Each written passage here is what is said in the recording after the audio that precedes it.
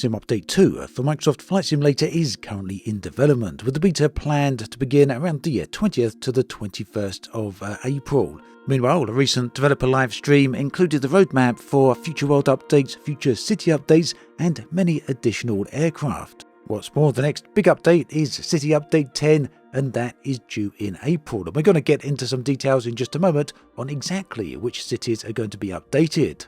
So as you can tell, there's a lot going on with both Flight Sim 2020 as well as Flight Sim 2024.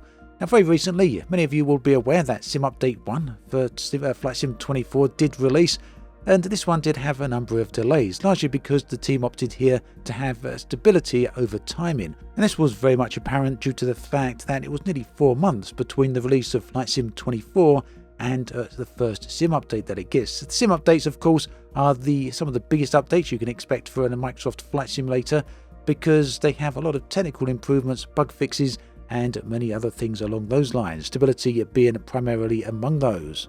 As you can imagine then, the Sim Update 1 for Flight Sim 24 has been one of the most anticipated updates since the Sim's somewhat troubled launch.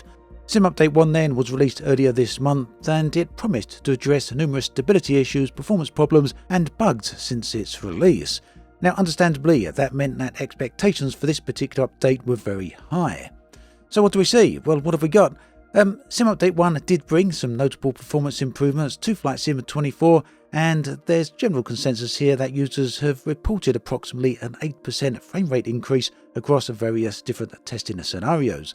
The update included optimized texture memory usage for gauges and improved loading times for packages with numerous individual files, and these enhancements have made the simulator feel more responsive and stable compared to its initial release. There's also been some improvements to VR. I think a lot of people will be glad to hear that, and there's generally some positive sentiment around this, which we've seen echoed by various different community members who've participated in the different testing phases for Sim Update 1. So yeah, if you check the various different Flight Sim communities, you'll see there are a number of people mentioning that VR performance has improved. However, there's still some general problems. Not every VR issue has been resolved, and some users continue to experience some significant problems, and these include different rendering between eyes, input recognition problems with cockpit switches, and mouse interaction issues do still persist. So obviously that means that not everyone is happy with VR as it stands right now, and there's still a lot more work to be done. And that generally seems to be reflective somewhat of the overall sentiment towards Sim Update 1. The reception here has been somewhat mixed, I'd say. A lot of people out there acknowledging the vast number of improvements, as well as the developers' efforts to make the sim better overall.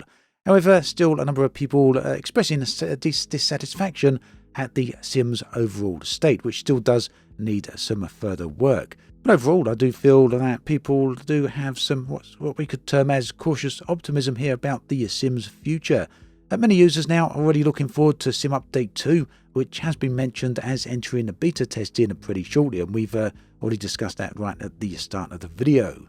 Sim Update 1 then does highlight that progress is being made on the sim overall, but we do still need more work. Obviously, I'd like to hear your opinions on this. Do let me know in the comments section. I do from time to time see a lot of people talking about various different bugs with the Flight Sim and the fact that I don't mention them. And that's quite simply because I can't mention every single bug repeatedly in every single video because, come on, that would just get boring, wouldn't it? I'd much rather discuss what's upcoming, what's been fixed, what problems really need to be looked at. So that kind of brings us rather neatly to Sim Update 2, which right now is in development progress. It looks like Microsoft are hoping to release this towards the end of April. That's going to be pretty interesting because that would make it quite close to the release of Sim Update 1.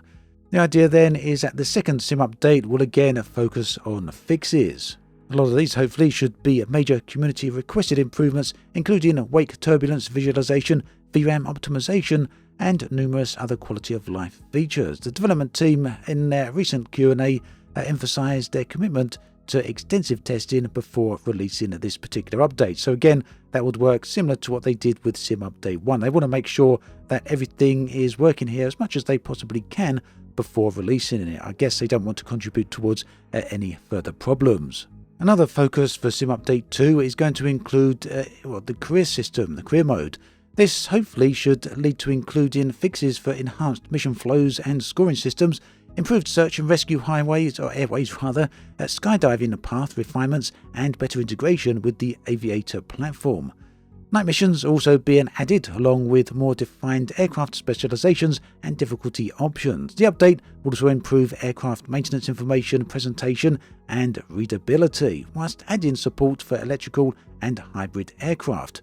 They're also looking at making some adjustments to the economic balance, so hopefully we can expect to see some general improvements to the overall career mode system, something that many of us can all agree is much needed at this point. Also, coming to Sim Update 2 are some technical improvements. Perhaps these are more interesting and more needed than many of the other things that we've already discussed. So some of the things we're going to see are some LOD and the texture quality improvements. So LOD is level of detail. So we're going to see numerous fixes here that will be implemented that should help with the blurry textures and level of detail issues that we're seeing specifically on the Xbox. So Sim Update 2 should address multiple issues related to all of this, specifically the texture quality and level of detail, and the team has implemented fixes for the blurry aerial textures and the improved rolling cache system that should hopefully or better help with retrieving the data once that's downloaded.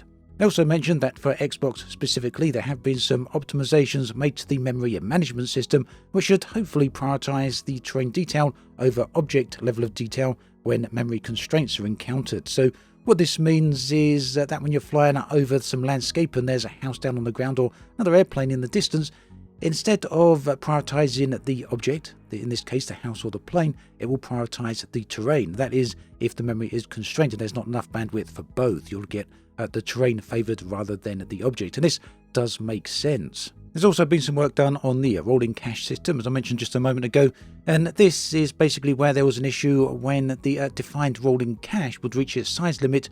Well, things would start falling apart. So the system now properly removes the oldest data to make room for the new information. There's also going to be some changes made to wake turbulence. Specifically, this is down to the visualization of wake turbulence. So Sim Update 2 will introduce the ability to visualize the wake turbulence, and this should help users understand and experience how this aerodynamic effect actually works. Microsoft has fixed issues here where wake turbulence wasn't properly working in multiplayer environments, and the visualization would also use the same color scheme as the CFD display, though this should become with a separate toggleable option.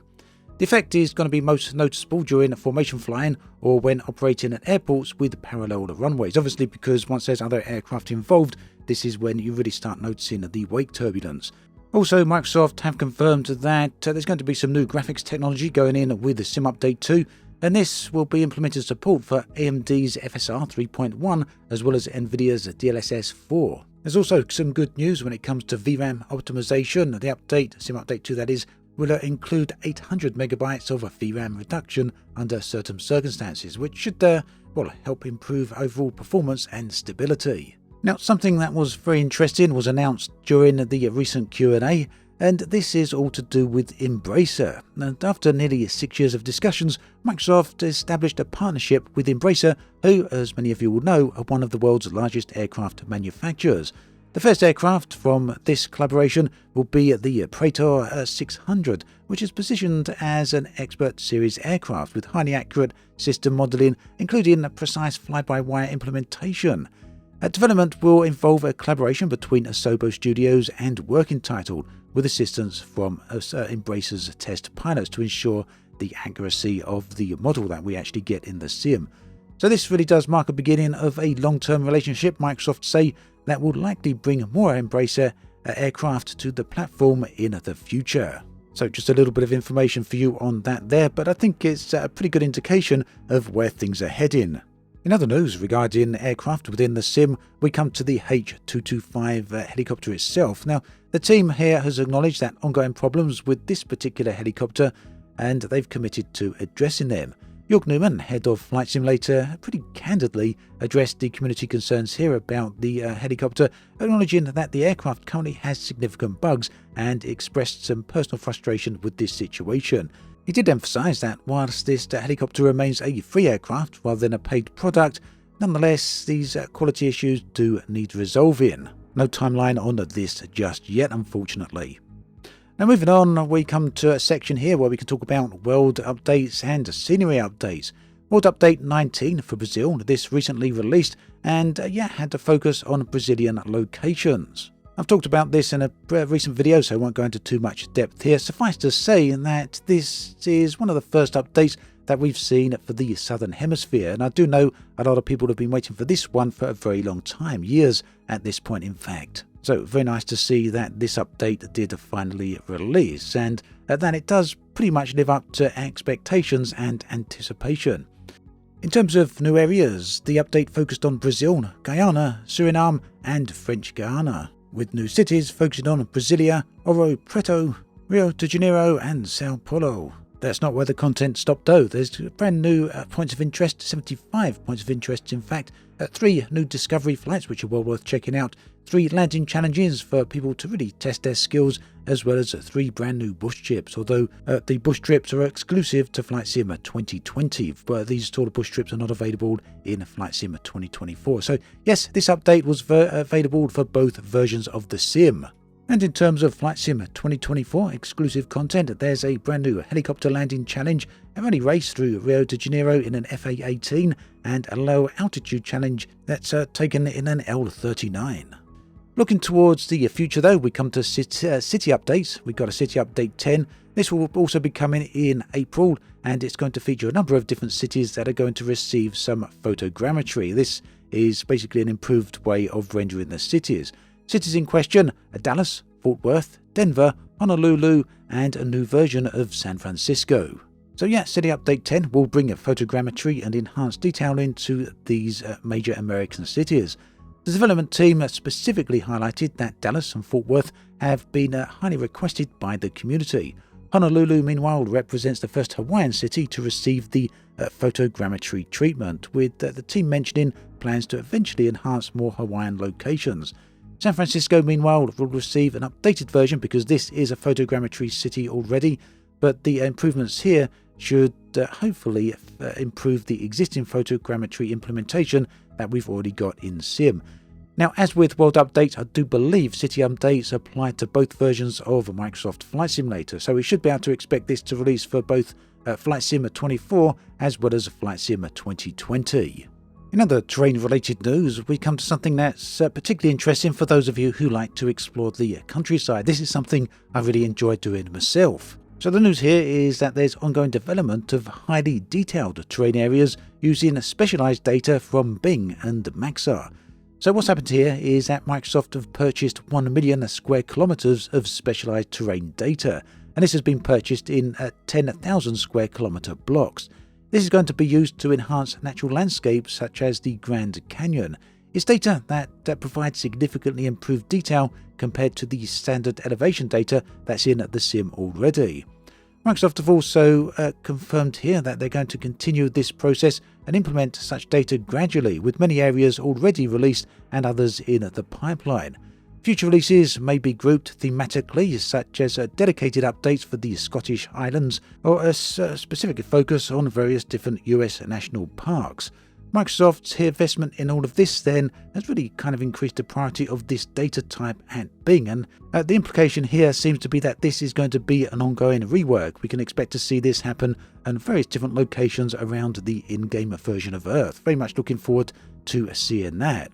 And finally, we come to the World Hub. Those of you who are playing Flight Sim 2020 will remember this. The World Hub was a tool that allowed community members to contribute towards airport and scenery improvements. These were then submitted to Microsoft and then, when approved, would be updated and implemented into the game. This was essentially switched off during the launch of Flight Sim 2024, but Microsoft are keen to return this to the players, to the simmers.